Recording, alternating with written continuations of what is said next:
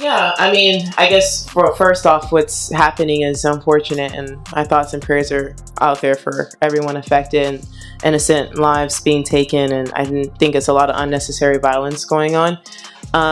As for the Middle East, I've never personally felt unsafe there. Playing tournaments or anything like that, I've never felt unsafe. I think what's happening now, and I guess people, maybe political experts, could see it coming, but I think as far as a tennis player, no one would expect things to happen. And Coco Gauff was meant to be discussing tennis at Indian Wells. Instead, she appeared before cameras and delivered a statement that froze the entire room. Her coach had been among those stranded in Dubai after the airspace was shut down. The US, Israel, and Iran conflict has now entered the tennis world in a way nobody expected. This is what unfolded. Should athletes like Coco Gauff be expected to speak on global conflicts? Or should sports stay separate from politics and war? Share your honest thoughts in the comments. First, let's focus on exactly what Coco Gauff said, because her words should be heard clearly before anything else is added around them. my coach, Gavin, is actually there right now. He's currently stuck, and I don't know if he's going to make it. I just want him to be safe, but I don't know if when he can leave and things like that. We're just taking it day by day with him. But yeah, I've never felt unsafe. Standing at Indian Wells, one of the biggest tournaments outside the Grand Slams, Gauff spoke about the situation unfolding in the Middle East after joint U.S. and Israeli military strikes on Iran. She did not avoid the topic or fall back on a typical athlete response about focusing only on tennis. Instead, she said clearly that what is happening is deeply unfortunate and that her thoughts are with everyone affected and the innocent lives being lost. These were simple words, not a political statement, but a human reaction to tragedy. She also shared something personal, explaining that her coach was among those stuck in Dubai after airspace closures caused by the escalating conflict. Gauff added that she felt relieved to have left the region before conditions worsened, calling the situation unfortunate and acknowledging that many difficult circumstances are unfolding right now. I've never really felt unsafe in a lot of parts of the world, and it's one of the things that, violence can happen, but it can happen in different forms. For example, in the U.S., we do have a lot of mass shootings, and there's always uncertainty with that. And I don't think, a lot of hate is being towards the Middle East, but I think it's just a lot of unfortunate circumstances that are happening right now, and the timing of everything makes it difficult that there are the guys that are there stuck. But I am thankful that I was able to get out of that before things turn to where it is now. To understand why the Dubai situation matters beyond just one player's travel delay, it's important to look at the wider picture. Dubai had recently hosted both WTA and ADP tournaments, bringing in players, coaches, officials, and staff from around the world. When tensions escalated and regional airspace was closed, many of them suddenly found themselves unable to leave the country. These were not military personnel or crisis experts, but tennis professionals who had simply arrived to do their jobs at a sporting event and were unexpectedly caught in a rapidly developing regional situation. The human side of this is significant, from coaches trying to find a way home to staff waiting for travel routes to reopen while uncertainty surrounded them in a place far from their usual routines, to a player trying to reach a family member just to confirm they are safe. A tournament official trying to figure out how to get dozens of people out of a city that has suddenly become part of a much larger and more dangerous situation. These are ordinary people caught in extraordinary circumstances they had no role in creating and no power to control. At the same time, an ADP Challenger event taking place elsewhere in the United Arab Emirates was suddenly disrupted. The tournament was not paused in advance, but abruptly suspended due to a security alert. Players and staff were told to leave the courts immediately and move to designated safe areas as a precaution. A routine professional tennis match was stopped because the situation around it required urgent safety measures, and the event was later canceled completely. For the players involved, the impact was huge. A challenger tournament is not a grand slam or a major stage like Indian Wells. It is where rising players fight for ranking points, prize money, and the chance to move their careers forward.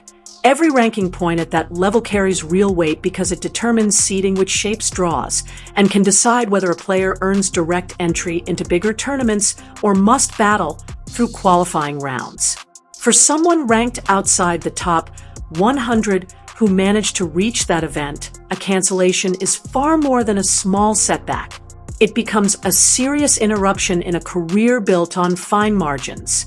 Those players were forced to leave the court and move quickly to safe areas during what should have been a normal working day. This is the part of the story that often gets overlooked when attention stays fixed only on the wider geopolitical picture. The conflict involving the United States, Israel, and Iran is driven by decisions made at the highest levels of government and military leadership, far removed from sport. Those making such decisions are not thinking about challenger draws, WTA seedings, or a coach trying to leave Dubai. Yet the effects of those decisions reach ordinary people in real moments, including tennis players and everyone who works around them. Coco Gauff is 21 years old, ranked fourth in the world in women's tennis, a U.S. Open champion who has been in the public eye since she was 15 and has handled that pressure with a maturity that often surprises those who forget how young she still is. When she speaks at a press conference and chooses to address a war instead of redirecting to tennis, that is a conscious decision. She understands the weight of that choice. Her remarks at Indian Wells were not a long political declaration. Her comments were brief, careful, and deeply human. She did not assign blame or take a position in the broader geopolitical debate about whether the strikes were justified, what the military goals were, or what the long-term diplomatic consequences might be. Instead, she focused on the human cost, saying that innocent lives are being lost, that her thoughts are with those affected, and that she is relieved her own team members were able to leave safely. It was a basic human response to a situation involving loss of life. The fact that this kind of statement stands out also highlights how athletes, especially American athletes competing globally, are often expected to stay within the boundaries of sport and avoid broader world issues. Yet events like the Iran conflict are not something that can easily be separated from the real world or treated as outside the lane. Reports have also claimed that Iranian Supreme Leader Ayatollah Ali Khamenei was killed in the strikes, an event with major regional implications that could unfold over a long period of time. Beyond the political developments, the immediate human impact in terms of civilian lives affected by military action in a densely populated region remains serious and ongoing. The connection to tennis in all of this is direct. The UAE, which has spent years building itself into a major hub for international sport, quickly turned into a place where even routine professional travel became uncertain and potentially risky. For tennis as a whole, this raises questions that governing bodies were not prepared to answer in real time. When should a tournament be canceled instead of postponed? And at what point does security concern become serious enough to make that call? Who is responsible for making those decisions? And how do you guarantee safety when the threat is not limited to one venue but affects an entire region? The cancellation of the ATP Challenger event was one immediate response in a specific situation, but the wider framework for handling a regional conflict within a global tennis schedule is still not clearly defined.